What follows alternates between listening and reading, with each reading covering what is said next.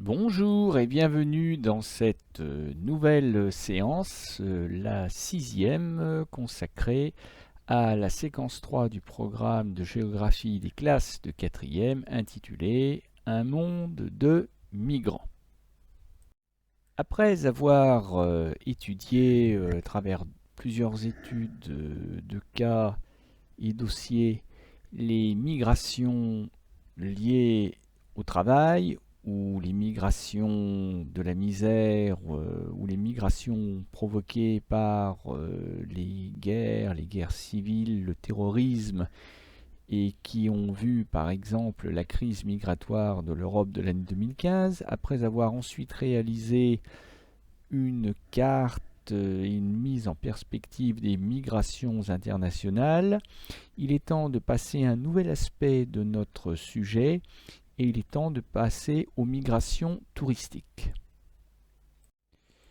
Et pour bien appréhender notre sujet, il s'agit de partir d'un espace dédié au tourisme de masse et j'ai choisi de vous présenter un des meilleurs exemples à ma connaissance dans ce domaine, c'est l'exemple de Cancún au Mexique, que nous apprend la ville de Cancún sur les dynamiques et les enjeux du tourisme de masse mondial aujourd'hui et sur les flux migratoires qu'elle génère, pourrait-on rajouter.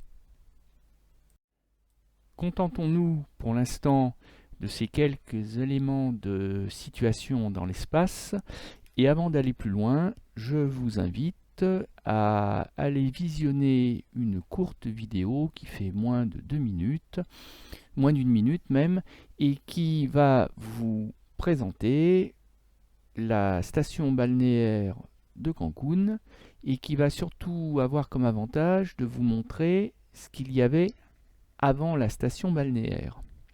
Vous trouverez le lien en bas de la vidéo ou sinon rendez-vous sur YouTube et puis vous tapez le titre là, Géo6 extrait Cancún et vous devriez trouver votre bonheur.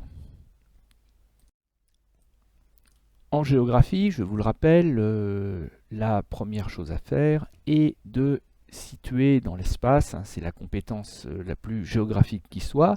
Donc interrogeons-nous sur la question suivante, où se trouve Cancún, et nous avons une première partie de la réponse avec cette capture d'écran de Google Earth et nous voyons que nous sommes quelque part entre l'Amérique du Nord, on aperçoit les États-Unis en haut de la photographie, donc quelque part entre l'Amérique du Nord et l'Amérique latine, puisque nous reconnaissons effectivement le Brésil, l'Amérique du Sud.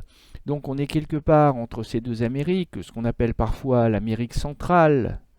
Pour certains géographes, ça n'existe pas, donc on va dire qu'on est dans l'Amérique latine. On est plus particulièrement au Mexique et on voit déjà qu'on est sur le littoral. Alors, à l'est, c'est-à-dire à droite, l'immense masse océanique, c'est celle de l'océan Atlantique, alors qu'à l'ouest, c'est-à-dire à gauche, on aperçoit les contours de l'océan Pacifique. Donc on est plus tourné vers l'Atlantique quand on est à Cancún, mais en réalité, ce n'est plus tout à fait l'océan Atlantique. Ici, on est dans ce que l'on appelle la mer des Caraïbes.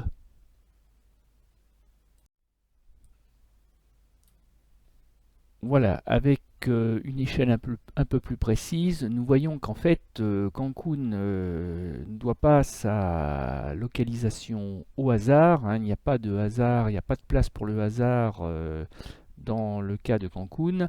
On est véritablement en situation de carrefour. Carrefour donc entre deux continents, l'Amérique du Nord et l'Amérique du Sud.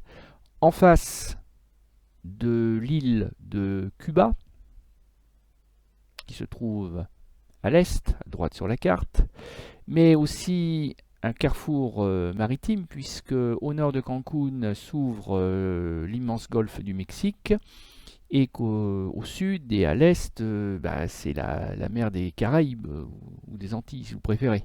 C'est la même chose. Et on voit bien qu'on est donc au Mexique, mais qu'on est dans une sorte de presqu'île. Et oui, c'est la fameuse presqu'île du Yucatan. Alors, si vous avez regardé attentivement la courte vidéo précédente, vous avez dû voir passer cette photographie qu'on trouve partout sur internet. Il suffit de taper Cancun, c'est la première image qui apparaît. Je la soupçonne d'avoir été légèrement retraitée par ordinateur pour accentuer certaines couleurs, mais ça n'est même pas tout à fait certain, puisque effectivement les couleurs de la mer des Caraïbes sont absolument magiques. Alors en fait, je vous l'ai dit tout à l'heure, on va beaucoup travailler sur les paysages au cours de cette séance, les paysages de la station balnéaire de Cancun, puisque vous l'avez sous les yeux. Et pour ce faire, on va travailler sur cette photographie-là. Donc regardez-la bien, non pas comme un futur vacancier, mais comme un géographe qui cherche à distinguer les différents espaces et paysages qui sont sous ses yeux.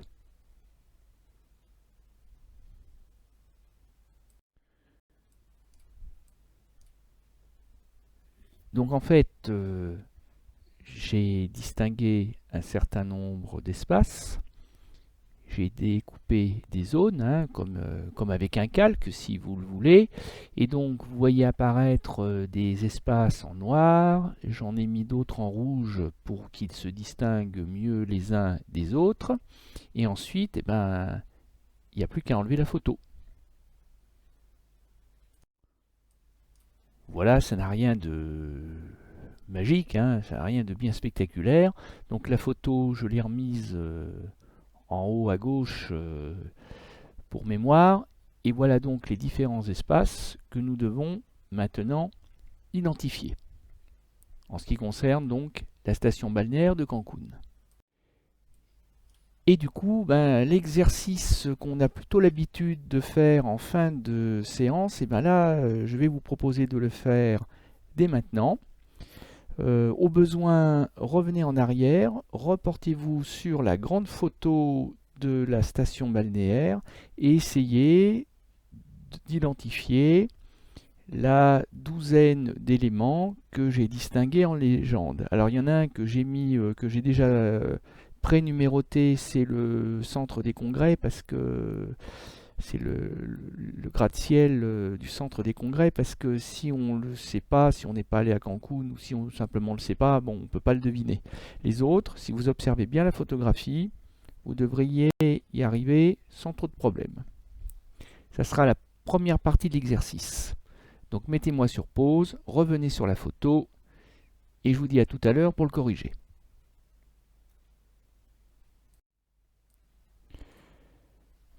Alors, juste une première remarque, contrairement à d'habitude, la photo n'est pas orientée au nord, hein, puisque d'habitude, vous le savez, quand on oriente au nord, le nord il est en haut, et en fait là, la photographie a été littéralement inversée. C'est pour ça que je vais parler plutôt de gauche, de droite, de haut, de bas du croquis. Normalement, il faut pas le faire, hein. Il faut parler de nord, de sud, d'ouest, d'est, les points cardinaux. Mais là, ça serait plus compliqué. Alors, donc, à gauche de la photo, la mer des Caraïbes, hein, ça je pense que c'était pas le plus difficile à identifier, suivi de son lit d'eau, c'est-à-dire une bande de terre sablonneuse, hein,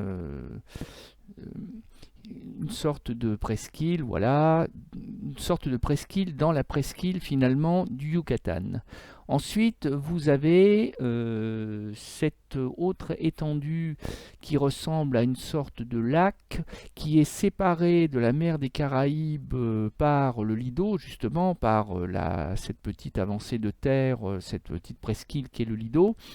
Et il s'agit ici en 3 d'une lagune. Alors j'ai parlé d'un lac, mais c'est pas tout à fait un lac, ou alors ça serait un lac salé. C'est-à-dire qu'à une certaine époque, il y avait une communication directe entre la lagune et la mer des Caraïbes.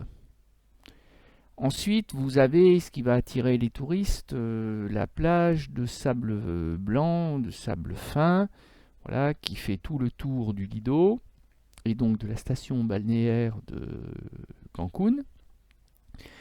Après, ben, vous avez tout ce qui attire les touristes afin de leur permettre un séjour le plus confortable possible, c'est-à-dire des ensembles soit verticaux, soit horizontaux, mais à chaque fois la fonction est la même, hôtelière, résidentielle, donc soit des hôtels de luxe, avec piscine incorporée, parce que c'est vrai quoi. Pourquoi venir se baigner dans la mer des Caraïbes si on peut se contenter d'une piscine chauffée au pied de votre chambre?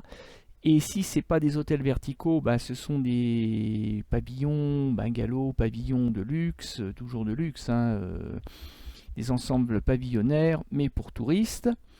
Et puis, pour permettre aux gens de circuler de l'aéroport jusqu'aux hôtels de la lagune, eh bien, il faut évidemment des ronds-points et une voie rapide. Enfin, rapide quand elle n'est pas embouteillée par les autobus remplis de touristes, tout droit sortis de l'avion et pressés de se rendre dans leur chambre d'hôtel ou sur la plage.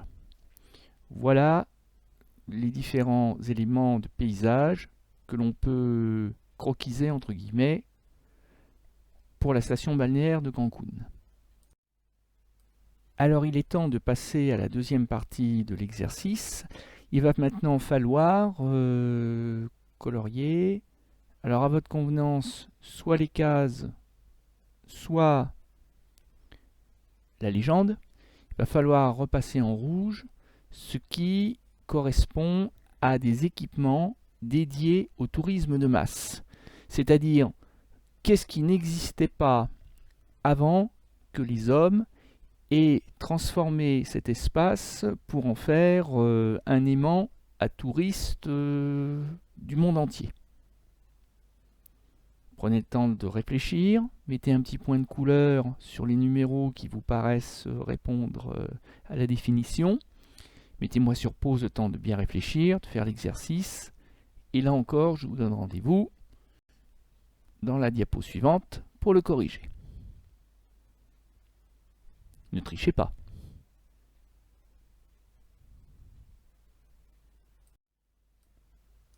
Alors en fait, c'est un peu le but de l'exercice, c'est de vous permettre de vous rendre compte qu'on a affaire à un espace et à des paysages qui ont été entièrement ou presque artificialisés par l'homme. C'est-à-dire qu'en fait, ce qui reste de naturel, d'authentique, ben, ça se résume à 3 choses. La mer des Caraïbes, qui était là avant que l'homme décide d'installer la station balnéaire. Le Lido, là, cette bande de terre littorale, cette petite presqu'île qui s'enfonce dans la mer des Caraïbes, bon, bah, elle était sur place. C'est bien pour ça d'ailleurs que les hommes ont décidé de construire dessus. Et enfin, la lagune, où la pauvre, ce qu'il va en rester, après que l'homme ait totalement artificialisé le Lido. Et alors tout le reste, absolument tout le reste, ça a été créé par l'homme. Même les plages de sable blanc, parce que vous avez peut-être pas considéré que la plage de sable était artificielle, et bien si, parce que oui, il y avait bien une plage évidemment, mais le sable n'était pas suffisamment fin, peut-être pas suffisamment blanc, donc même le sable a été souvent importé, ou disons que la plage a été redessinée pour plaire aux touristes, quoi, tout simplement.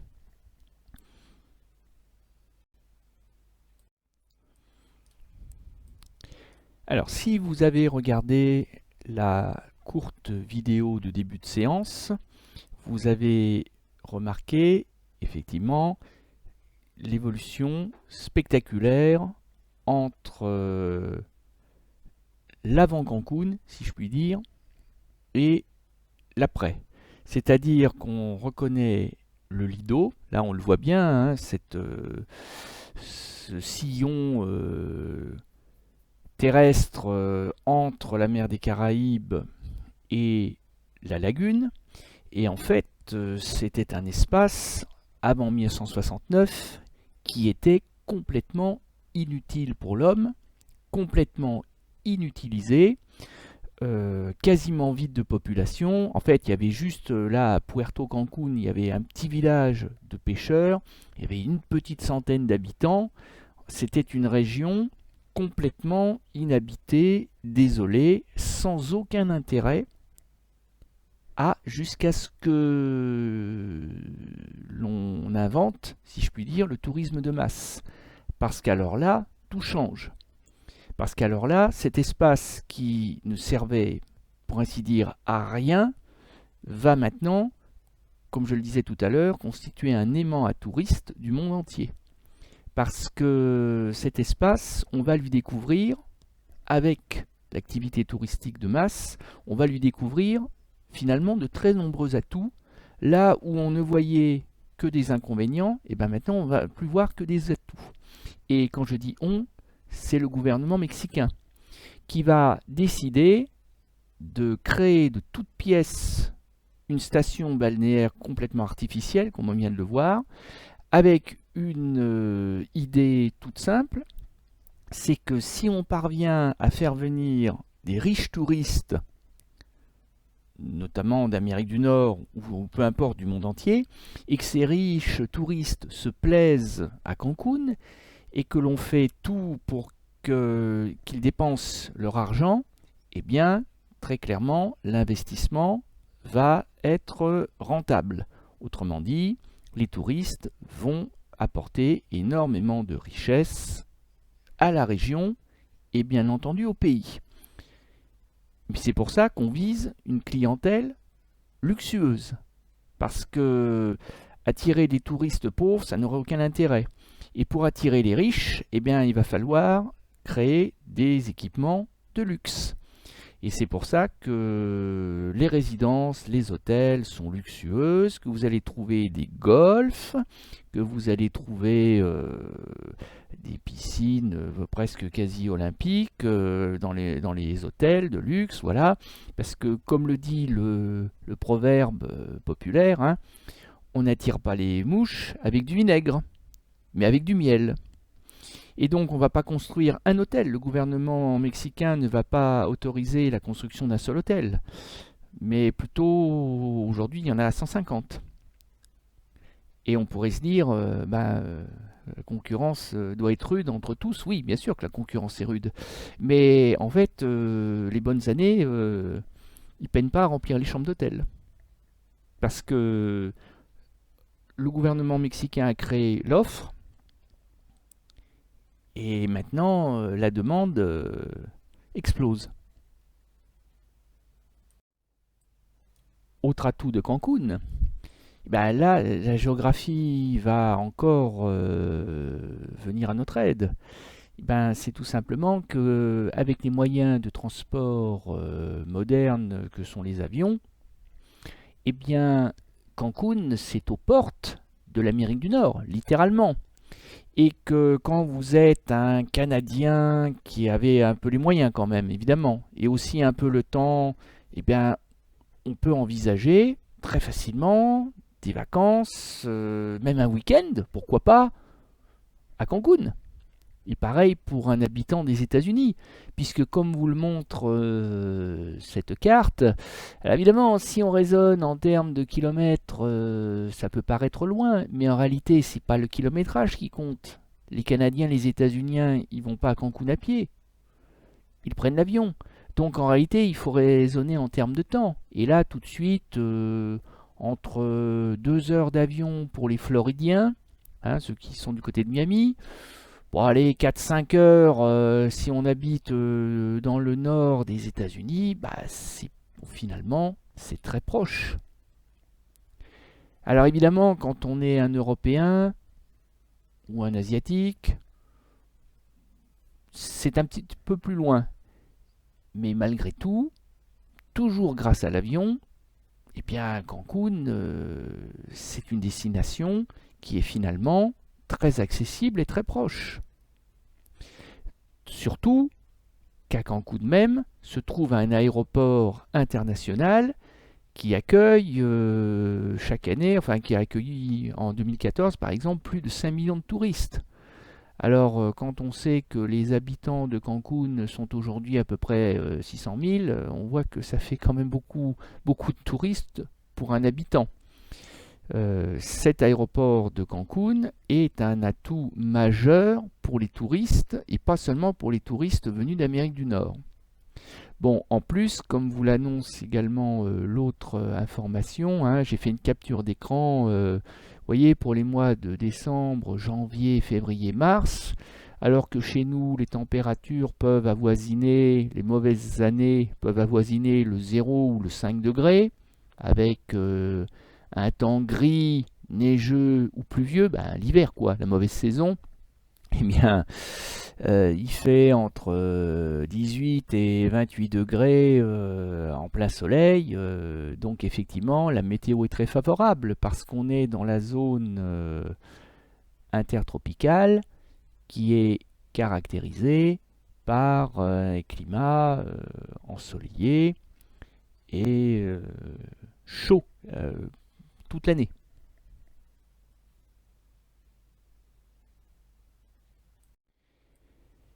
Et incontestablement, si vous additionnez tous les atouts de Cancun, hein, le soleil, la mer, la plage, les activités de loisirs, les hôtels de luxe, l'aéroport international, les facilités de déplacement, la publicité faite par les tours opérateurs, si vous additionnez le tout, bah, vous obtenez un succès, fatalement.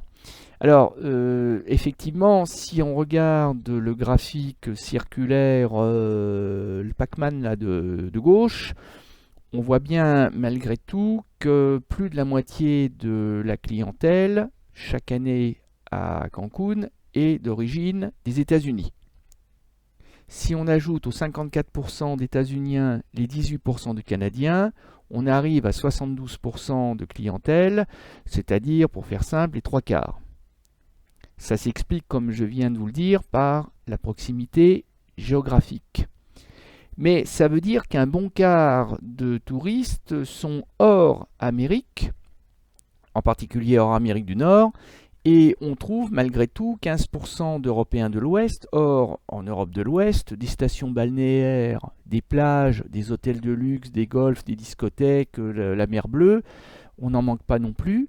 Donc ça veut dire que Cancun arrive à attirer largement en dehors de l'espace américain. Ça veut donc dire que le rayonnement de Cancun est véritablement international.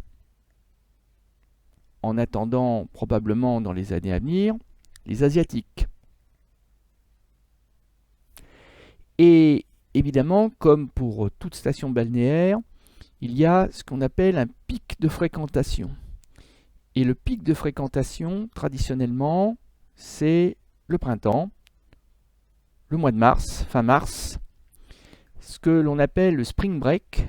Et là, il faut bien le reconnaître, quand on a une famille avec des enfants, c'est pas la meilleure époque pour aller passer une semaine à Cancun, parce que les spring breakers, ben, vous en avez un échantillon, ils sont encore présentables sur la photo parce que la soirée n'a pas encore dû vraiment commencer, mais il vaut mieux les photographier à ce moment-là plutôt qu'à la fin de la soirée. Ce sont en général des étudiants, donc des jeunes américains d'une vingtaine d'années. En général, ceux-là, c'est plutôt ceux qui ont les moyens, hein, les fils et filles à papa, qui, après avoir travaillé dur pour leurs études, vont aller s'éclater à Cancun pendant les vacances universitaires. Et alors là, il faut reconnaître que il vaut mieux que papa et maman soient pas présents pour assister au spectacle, parce que là, véritablement, ils se défoulent. D'autant que les hôtels font tout pour les attirer, parce que c'est un peu la morte saison le mois de mars. C'est-à-dire que voilà, les familles n'y vont pas parce qu'en Europe, c'est pas l'époque des vacances, par exemple, des grandes vacances. Donc du coup, comme c'est une saison un peu creuse, eh bien, les hôtels de luxe cassent les prix et offrent les animations, la discothèque, tout ça. Donc pour des jeunes qui ont envie de s'éclater, eh ben, le Spring Break, c'est incontournable.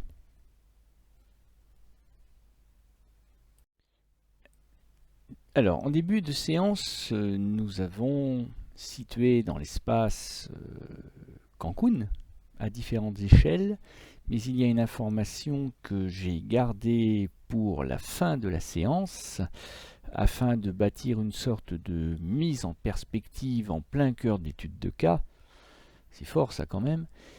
À savoir que Cancun n'est pas un cas isolé dans la presqu'île du Yucatan, bien au contraire, même si Cancun est un des principaux diamants qui brillent de mille feux de la Riviera Maya, eh bien Cancun fait partie de la Riviera Maya. Et la Riviera Maya, de quoi s'agit-il? Eh bien, c'est une zone touristique qui est située le long de la mer des Caraïbes, toujours dans l'état du Quintana Roo au Mexique, hein, dans la même région de Cancun. Et cette Riviera Maya, donc ce littoral ultra touristique, s'étend sur 130 km de long à peu près, de Puerto Morelos au sud de Cancun jusqu'à la localité de Punta Allen au sud. Alors bon, sur cette carte, on vous donne l'impression que Cancun est en dehors de la Riviera Maya, mais en réalité, non. Elle en constitue l'extrémité nord.